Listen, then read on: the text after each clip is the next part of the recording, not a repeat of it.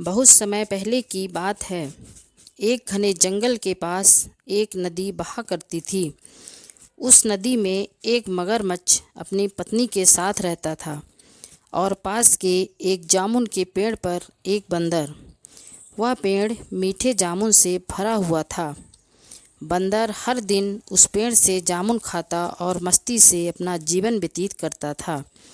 एक दिन मगरमच्छ उस पेड़ के नीचे आया।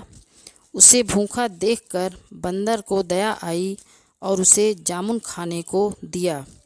जामुन खाकर मगरमच्छ बहुत खुश हुआ और दोनों में दोस्ती हो गई।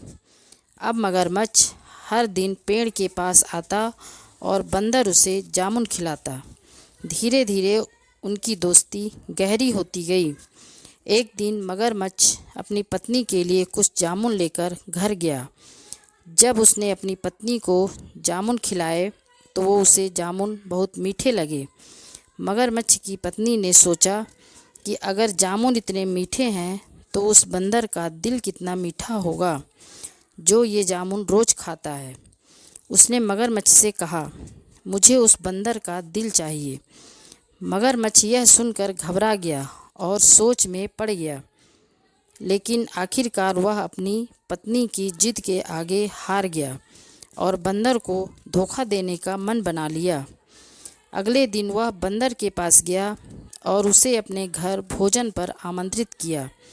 बंदर ने पहले तो मना किया क्योंकि उसे तैरना नहीं आता था, लेकिन मगरमच्छ ने उसे अपनी पीठ पर बैठाकर नदी पार कराने का वादा किया।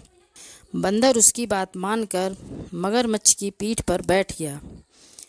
जब वे बीच नदी में पहुँचे तो मगरमच्छ ने अपने बंदर को अपनी योजना बताई कि उसकी पत्नी को उसका दिल चाहिए।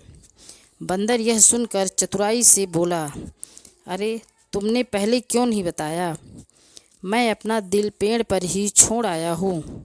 चलो मुझे वापस ले चलो, मैं दिल लेकर आता हूँ। मगरमच्छ उसकी बातों में आ गया और वापस पेड़ के पास ले आया। जैसे ही मगरमच्छ किनारे पहुँचा, बंदर तुरंत पेड़ पर चढ़ गया और हंसते हुए बोला, मूर्ख, क्या कोई अपना दिल बाहर निकाल कर रख सकता है? तुमने दोस्ती के नाम पर मुझे धोखा दिया है। अब से मैं तुम पर कभी विश्वास नहीं करूँगा। मगरमच्छ को अपनी गलती का एहसास हुआ और उसने बंदर से माफ़ी मांगी, मगर बंदर ने उससे दोस्ती ख़त्म कर ली और फिर कभी उससे बात नहीं की।